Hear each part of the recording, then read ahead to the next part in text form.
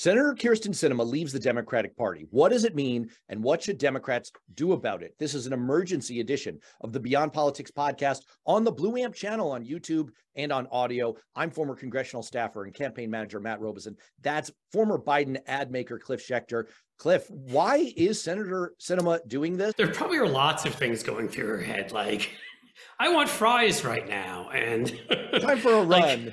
I'd like to go for, darn it, you got me. I was like, where's the next marathon? She's somebody who I think often about people who are very smart academically, but are very stupid politically. I think she was like a Rhodes Scholar, but She's shown her political judgment to be just inept numerous times. She comes from what I would call, and it's a very small wing in the Democratic Party at this point. It is this big a wing in the Republican Party, the performative wing, which we don't want taking over, which is you do whatever it takes to get people to pay attention to you, to be on TV, to have the media singing your praises as independent-minded and this and that kind of thing. And she has been selling this persona since she became a House member. Mind you, she was a completely different person before that. She was a Green Party gadfly who would attack the Democratic Party from the left all the time, supported Nader in 2000. I sat on a panel with her at Netroots Nation in 2008, 2009, because I wrote a book on John McCain, and she was there.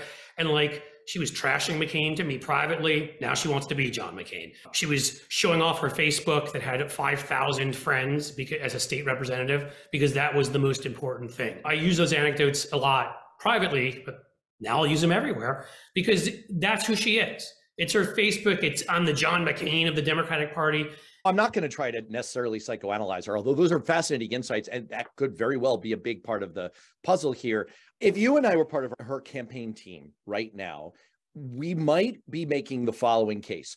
You got censured by the Arizona Democratic Party because you refused to change the filibuster to help with voting rights. You gave that thumbs down, that obnoxious thumbs down signal, trying to be McCain, like you just said, and refusing, except when you did it, it was, no, we won't raise the minimum wage. That didn't endear you to Democrats. And your support of the Trump tax cuts is what forced the scale back in the Build Back Better bill. So it's not great. You're probably going to lose a Democratic primary in 2024. I think that's the bottom line. This is maybe her only play if she wants to head off a primary from Representative Gallego. This is probably the only way that she can do that. And she has a little bit of what I might call crazy credibility here, meaning it's credible that she might do something crazy, like burn the whole house down and take the whole party down with her by running as a third party independent and causing a split in Democratic votes and causing us to lose the Arizona Senate. Well, I think she's already declared she's doing that. I mean, by leaving the party, right? Like I don't think I'm jumping to conclusions. She's not a Democrat anymore. So her goal is, again, is to go and get like a Bernie Sanders or Angus King kind of thing, who are both, by the way, for folks listening, independents, one from Vermont, one from Maine. I'm sure you know who Bernie Sanders is in case you don't know who Angus King is. But that's not going to happen. The difference is that neither of them, Angus King, I think early in his political career was a Democrat, but left a long time before he ran for the Senate. Bernie Sanders never was a Democrat. She has sort of stymied the party. She has betrayed us again and again. She undermined us again and again. People worked their hearts and souls out for her to elect her as a Democrat in 2018, gave her money as a Democrat, and she screwed us. And that is not somebody who you go to then and you reward. Her situation is this, which is, that's a center-left state. We just swept the executive offices there. Her little John McCain play, she doesn't even get her own state, what state she's sitting in. How unpopular she is among Democrats and independents at this point, and Republicans. Nobody likes her because of all of this garbage, right? So I have receipts on that. Do you want to see the receipts? I would love to. I mean, there's been a little bit of polling over the last few months about this. In August, her overall approval rating was only 42%. That's compared to now successful reelected U.S. Senator Mark Kelly, who was at 54%.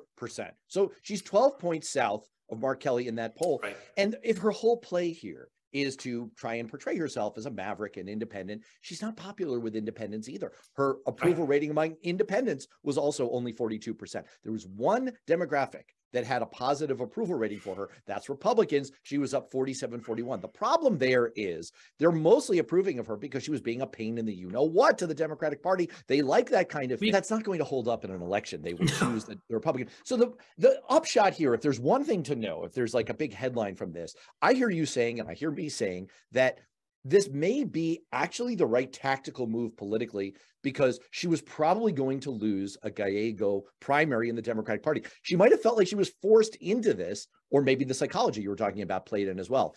But this sets up for a really tough situation for Democrats in that Arizona seat in 2024. Well, what I would say is tactically, it's the right move, but that's because of the position she put herself in, because of her own stupidity, because of her own me, just to be clear. And to go back to the sort of what you were saying earlier, right, about whether Republicans like her, what reasons they like her. When it becomes clear that she is an out bisexual who's very much in favor, very pro-choice and in favor of gun control and these other things, I'm sure the Republican primary electorate will love her. Yes, meaning she has no place there. She can't win there. She probably couldn't win 15% in a Republican primary. So that boxes her in right now because she can't caucus with the Republicans, because then she will lose all credibility to Democrats and independents. She's left the Democrats, so she either caucuses with the Democrats or she can caucus as a nobody, and then she doesn't really hurt us. The headline here is this is going to set up for a really tough situation electorally in 2024 for Democrats. It doesn't have a huge impact in terms of the Democratic Party agenda, President Biden's agenda, or the U.S. Senate. We're going to keep the same committee balance. She wants to keep her committee positions. I know I'm talking about committees. No one cares about that. But believe me, it's super important for keeping our legislation. If we have any hopes of passing anything in the next 2 years, you want that committee majority because it unbottles your legislation. It unbottles your judicial nominations. It also, we're going to keep that outright majority. So it means that Vice President Harris doesn't have to be there to break those 50-50 ties. Maybe she can boost her popularity a little bit. That wouldn't be bad. But the bottom line is she already sees herself as incentivized to try to push back on high profile legislation because she's pursuing this brand as an independent and like a kind of a third party. Now she is an actual independent. She was going to do that anyway. We've seen that movie in the last 2 years. And how many people remember, as you cited before, the fact that Angus King and Bernie Sanders are actually independents who vote like Democrats? The one thing to watch out for in terms of substantive impact, don't forget that since 1973, between 1973 and 2012, 15 U.S. senators. Some serious knowledge on you now. Yeah, well, this is depressing. I don't mean to be morbid about this, but 15 U.S. senators died in office. That's once every 3 years. We have 3 U.S. senators on the Democratic side who are over age 80 in this upcoming session of Congress. So, again, not trying to be morbid, but that's a reality here. But you're right. Somebody could die. You have to take that seriously. Here's something else. Here's another permutation of this. What if you just send her, what if Biden appoints her to some third-rate ambassadorship somewhere so that Katie Hobbs, once she takes office, can fill the seat? Let her go to like the Federated States of Micronesia. There you go. There you go. Like, I'm trying to think of a place like that. Make her like the ambassador to Bali. And even though it's not its own place, she could just go hang out on Bali and like talk to people, or Kof Annan. Ambassador to Kof. I think the headline here is what Kari Lake tweeted this morning, which was great news. For Republicans, this is great news. Politically, this puts them in a better position. Anytime you hear that Kari Lake thinks something is great news, you should look to the skies for the horseman flying, because it is bad, B-A-D, bad. But the comms director of the party, of the Arizona Republican Party, also responded to it and said she was in favor of the COVID lockdowns like we're all babies, and she was in favor of gay and lesbian rights, and she's terrible performative clown. She's not an independent. So that's the thing, is you may get a Kari Lake, but you're also going to get people like that from the Republican Party ripping the hell out of it. Right, because they're at war with themselves. So let me ask you this. At the top, we teased this question of what are the implications, but also what should Democrats do? So Cliff, what should Democrats do if you're Chuck Schumer? Like, how do you handle this politically? If you're the Arizona Democratic Party, you don't want to lose this Senate seat because you split the Democratic vote in 2024. If you're Ruben Gallego, like, what do Democrats do now? Well, Ruben Gallego should get in immediately, because you want to plant your flag. And I mean, you already see other people. I've seen one or two people already talking about it who live in Arizona, like, hey, if I ran, would you support me? Who are people that have bigger, let's say, I don't want to insult anybody, but have bigger social media presences and that kind of thing. I think he should plant his flag. He's Latino in a state that is heavily Latino and growing that way. He has charisma. He's a likable guy. He's done everything for the party and come out and supported every candidate. And oh, by the way, he's a veteran who's a war hero. So you know what? Like, he should plant his flag immediately, get out there and start running. People should raise money for him and do all that. The question is bifurcated.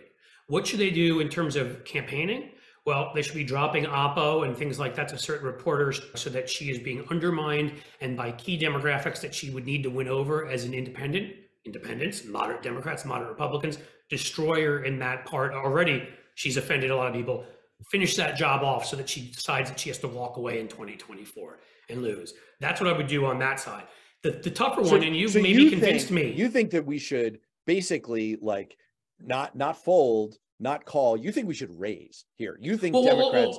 But again, I'm separating the campaign side and the Washington side. You being the smart person you are, we talked offline, and you may have convinced me of your position when it comes to how to treat her in the Senate.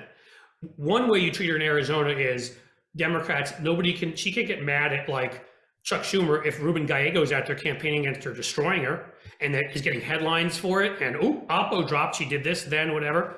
Do that and just destroy her there. But on the other side of things, when you're talking about back in Washington, yeah, I can see some of the arguments. My initial reaction, which I tweeted out, was kick her off all committees and just make her a nobody. But I see what you're saying. Having her, she is on board for a lot of our issues, even if she's a pain. If we do the campaign job right back in Arizona, that she, as an independent, that she absolutely can't win.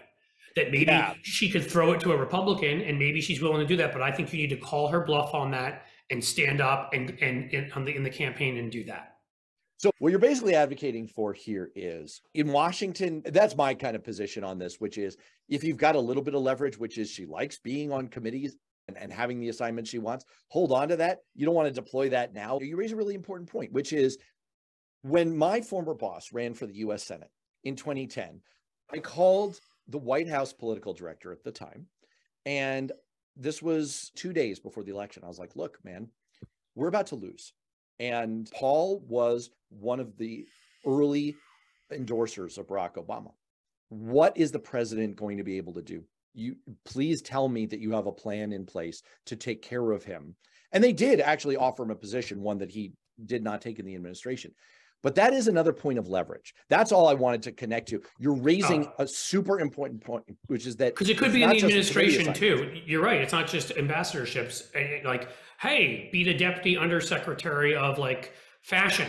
Sorry, couldn't help myself. What is your next move? What is your end game here, Kyrsten? But let me say one more thing, because I jumped in back to the ambassador thing just because I didn't want people to forget it. But that wasn't even what I meant to get at before, which is. Because you said the exact right thing. You play the game right now, right? And you do. But there is no reason why you need her for legislation now. Nothing gets passed in that last 6 months before an election. And it might seem bitter and cruel, but you could kick her right the hell off her committees anytime you feel like it. So you wait. And at some point, when you've determined it will harm her political prospects, but she's helped you every way she can in terms of helping you pass legislation, then you say, sorry, you're no longer a Democrat. We're removing you from committees, and you do it but you also say, you broke this rule. You did this, whatever. They can find a reason to do it. Well, that's what I would do. And then she runs from a position of as much weakness as possible. Well, I think what you want ultimately, though, is you're not going to control her on every vote. And the fact of the matter is, with a Republican House, you probably don't have a drop dead vote that you really need her on coming up anyway, because anything that's going to actually pass and become an actual piece of law is going to be a compromise where you've got Republicans to begin with. Frankly, what former Schumer right-hand man on policy, Ryan McConaughey, said on this show last week was, get ready for a whole bunch of gangs. Remember, like Gang of 14. Look for these bipartisan groups of senators to get together. She's probably going to be in those things anyway.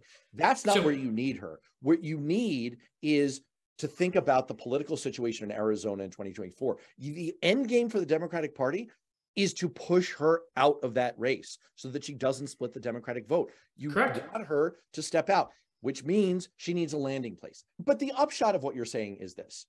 As we sit here and record this December 2022, we don't know. And you want to keep your powder dry. If there's one message for Democratic leadership, it's, all right, let's keep our powder dry, keep our leverage for when we really badly need it, and also think about our end game. Because with the exception of some exotic cases where you suddenly need her on legislation, or there's a Supreme Court justice opening and it's like, no, Kyrsten, you're with us on this, we're dropping the hammer on you, then probably your political end game is We need you to drop out of the 2024 race, clear it so that there's just a Democrat and a Republican on the ballot, and we will give you the best golden parachute we can.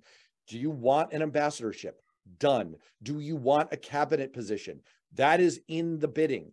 Now, the one thing Democrats have to be aware of is there's the case of Eric Cantor, who you remember was the third ranking Republican, lost in 2012 in an You mean one of the young guns? Well, I'm just laughing because two of the three of them, of course, are gone. Paul Ryan too, and Kevin McCarthy's the last one standing, and he's about to go through the toughest run for a speakership in 100 years. So yes, it didn't turn out well for them. But you know where Eric Cantor landed? He landed on Wall Street. And Wall Street, of course. That could be her end game as well. Let's not forget that she may have a landing spot, or she may be able to line one up in corporate America. That may be what she wants. And then great, you want to pave the way to that. But what you know who she's been there for so far, I don't mean it, but it's been pharma. And pharma has the kind of money, again, I don't think anybody's going to hire her as a lobbyist, because I don't think that she would be effective. And I think they know it, that she puts people off. And she's not one of these people that people like. She's not a Trent Lott who you disagree with politically, but like befriended everybody, right? That's not her. She annoys people. However, to your point, pharma has more money. They're choking on money. They don't know what to do with it. They've got so much money. They walk in their office and it like rains down from the ceiling.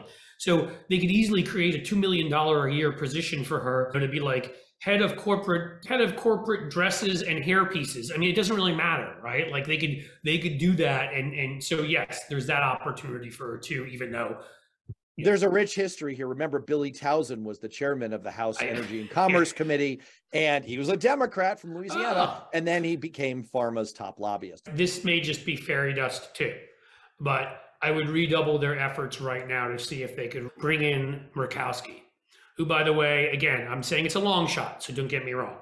But unlike Collins, who doesn't seem to believe in anything, Murkowski did stand up at one point and say that she would have voted for one of those voting rights bills if it came to the floor. I don't remember which of the two it was. She's been good on a number of issues. And she not only proved that she could win in 2010 by having her name written in. I mean, her dad was governor and whatever. The Murkowski name is pretty big in Alaska. But Alaska's gotten more moderate. We just elected Mary Peltola as the House member. You don't have to be a Republican anymore, and they have ranked choice. So she can win in numerous ways where she does not need core hard right Republicans. So she's in a different position than any other Republican and seems to honestly be a center-right figure.